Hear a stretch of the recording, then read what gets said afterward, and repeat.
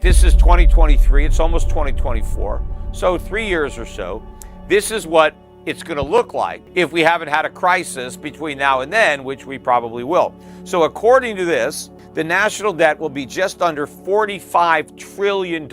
So that's $12 trillion higher than it is right now in about 3 years. So $4 trillion a year increase in the national debt. If you look at what they project the interest will be on the national debt per year at that point in time, it's just under $3 trillion a year in interest on the national debt. Remember, I've been saying by the end of this year, it's going to be $1 trillion a year. By the end of next year, it's going to be $2 trillion. Well, this national debt clock is now projecting $3 trillion in interest payments. Now, to put that in perspective, it's projecting defense spending at $917 billion. So we're going to be spending triple the amount that we spend on defense on interest on the national debt. It has Medicare at $2.3 trillion, Social Security at $1.8 trillion. None of those programs come close. Well, I guess Medicare, not that far, $700 billion off of interest on the national debt. Now, some of the numbers also are mind-boggling, and I'm not sure how accurate some of these are because some of them don't make sense. But for total tax revenue for the U.S. government, they have just under $4 trillion with $3 trillion in interest. So that means they're saying that interest payments will consume 75% of all the revenue that the U.S. government has. I mean, is that even possible? But that's what they're projecting. If you look at the budget deficits that they're projecting for 2027, it's almost $4 trillion a year. That's the deficit, $4 trillion. Now, I don't understand. They have federal spending at 11.2 trillion, which doesn't make any sense because if they got $4 trillion in taxes and $4 trillion in debt, that's $8 trillion in spending. I don't know where they're getting the extra 3.2 trillion. So maybe there's some flaw in the program somewhere. I'm not sure. But you get the point here. This can't happen. This future is impossible. There's no way we could get away with this. So something has to happen between now and then to prevent this from happening. And it's going to be a crisis. See, what the markets don't understand is that the entire foundation, right, that we've been living on is about to implode. It's in the process of imploding beneath our feet. Nothing works with normal interest rates, let alone high interest rates. You can't run these massive deficits with normal interest rates. In fact, even Janet Yellen, remember when she was asked if she's worried about the debt, she said, no, I'm not, because the interest rates are low. So who cares about the debt? All I care about is the interest payments. Well, look at the interest payments. Look what's happening. Why does she still not care about it? When she said that, I pointed out, well, interest rates are going to go up. It's inevitable. And so the problem is inevitable. But the government doesn't work with normal interest rates. The stock market doesn't work. All the companies are levered up too much. The real estate market doesn't work with normal interest rates. I said that the home mortgages are at 7.9.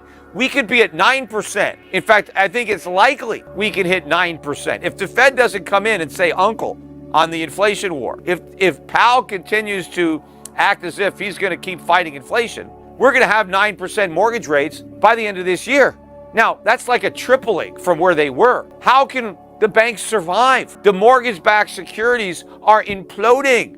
We got a small taste of it when we got the bankruptcy of a few banks earlier in the year, where it was March or so, when we got 3 banks, the Silicon Valley Bank or Signature Bank, or those the banks that were lending to crypto, they went down. But I said at the time that what happened with these banks is a problem for all banks because they all loaded up on mortgage-backed securities and treasuries. Again, I don't think anybody other than me, because I never heard anybody saying that stuff, but I was warning for all the years that everybody was saying how great it was that Americans could refinance and lock in these low rates. I was the only one saying, yeah, but what about the banks? What about the lenders who are stuck with this paper? It's a negative sum game. The borrower's gain is the lender's loss. I was saying, what happens when interest rates eventually go up? The borrowers are sitting pretty because they've got these cheap loans. The lenders are broke because they've got all these underwater assets. They own mortgages or treasuries that have collapsed in value, rendering them all insolvent. That's why when I was talking on my podcast, people, where people would call me up, should I buy a house? I would say, well, just make sure you get a 30-year fixed rate mortgage, because at the end of the day, that's going to be your biggest asset, your mortgage, because it's going to be your bank's biggest liability. So all these banks are insolvent. We're about to see another wave of collapses. Now, of course, the banks will be able to, postpone the collapse by going to the Fed and giving them all their underwater mortgage-backed securities at par, right? So the Fed's going to have to explode its balance sheet again. We're going to have to see a major reversal in quantitative tightening again, in quantitative easing, to prevent all of these banks from failing. But again, when the banks take this bad collateral to the Fed and get par for it, even though it may only be worth 50 or 60 cents on the dollar, this is only short term. The Fed is supposed to give all these securities back to the bank and ask for their money back, right? This is like a short-term thing. I forget the date that these loans are due, but these are loans, right? The new window that they opened up to stave off that financial crisis earlier in the year, they put a Band-Aid, on a cancer. They said, look, we'll loan you par, even though your securities are worth a fraction of par, but we'll loan you the money for a year. Well, are the banks going to be able to repay these loans? Of course not. They don't want that collateral back. They'd immediately be insolvent. The reason they're not insolvent is because they dumped all that bad debt on the Fed. But the Fed is pretending it's going to give it back to these insolvent banks. But if it gives it back to the banks, they'll be insolvent. And so it can't. But when the Fed has to admit this, again, that's letting the cat out of the bag. But if it continues this, then the balance sheet is going to have to explode. But then in order to prevent all the banks that took advantage of this from failing, Powell is going to have to extend the maturity of these loans. Again, he's going to be extending them indefinitely because the banks cannot repay the loans without failing. And of course, if the banks fail, well, there's a financial crisis, and who's going to bail them out? You see, if Powell is going to continue to fight inflation, nobody can get a bailout. The minute there's a bailout, you stop the inflation fight, because inflation is how the Fed bails everybody out.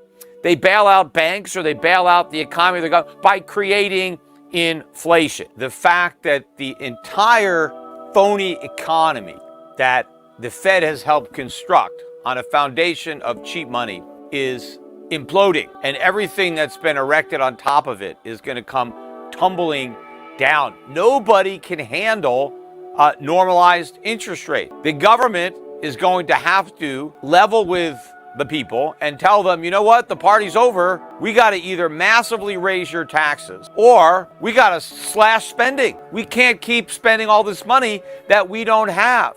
We can't keep giving people Social Security checks because they just take that money and spend it.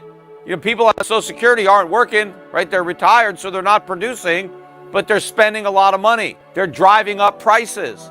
You want to cut back on inflation, you got to take that Social Security money away, or you got to take money away from somebody else so that people on Social Security can spend it.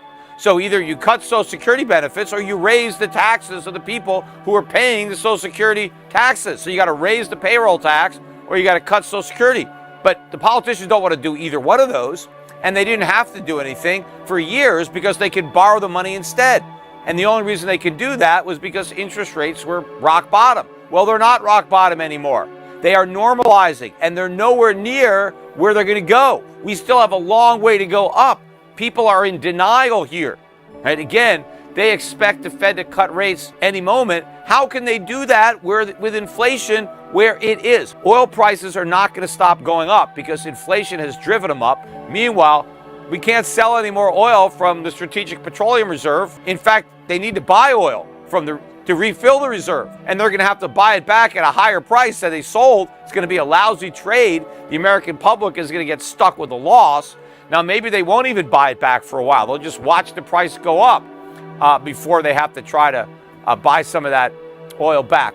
But you can't cut rates. The markets don't get this. Yes, the Fed slashed rates to zero in 2009. In fact, it slashed them to 1% in 2001 after the financial crisis. It slashed them to zero in 2008, and then again in 2020 with COVID.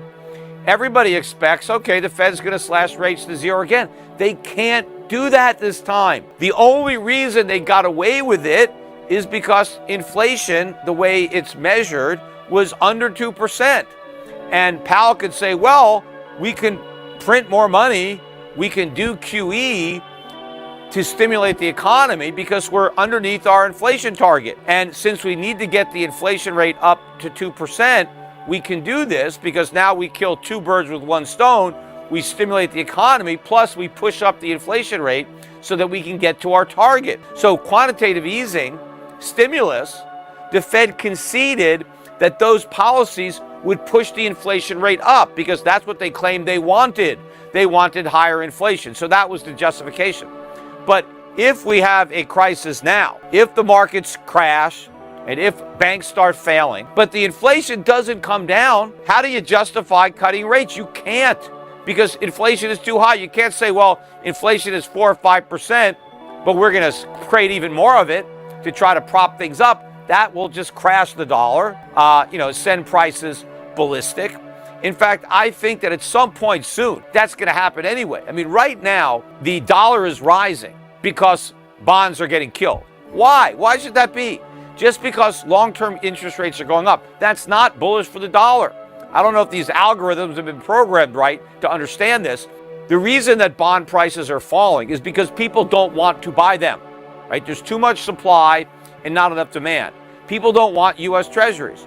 Well, if they don't want U.S. Treasuries, they shouldn't want U.S. dollars either, because that's what U.S. Treasuries are. They're future payments of U.S. dollars. And also, the reason that people don't want these bonds is because they can see all the inflation that is being created. Maybe they looked at the national debt clock and moved it up to 2027 and freaked out. Right? The bond vigilantes that have been asleep for decades, they're like Rip Van Winkle, finally waking up, to reality, and they're selling their bond. Well, everything that makes bonds unattractive makes the dollar unattractive. If you're selling your bonds because you're worried about inflation, because the government's going to have to print a lot of money to monetize all this debt, why would you want to buy the dollar? No, you don't want the dollar. You want to get rid of the dollar. This is going to happen. But the strength of the dollar is keeping gold from exploding. That's why gold is $1,900. Gold was down about $10-12 today. It should be a lot higher than $2,000, and it will be once the markets come to their senses. Gold should be going up with oil. Right? Oil is black gold. Gold is yellow gold. They should both be going up. They normally have more of a positive correlation. Eventually, gold and oil are going to trade in the same direction. And the dollar and bonds are going to trade in the same direction. Down. The dollar should be falling. And when the dollar is falling, that is going to accelerate this problem. The fact that the dollar is rising is cushioning the blow right now. Things will be a lot worse once the dollar starts to fall, especially for the bond market. Once people start dumping their bonds and their dollars, then we're going to see this slow motion crash turn into a normal motion crash.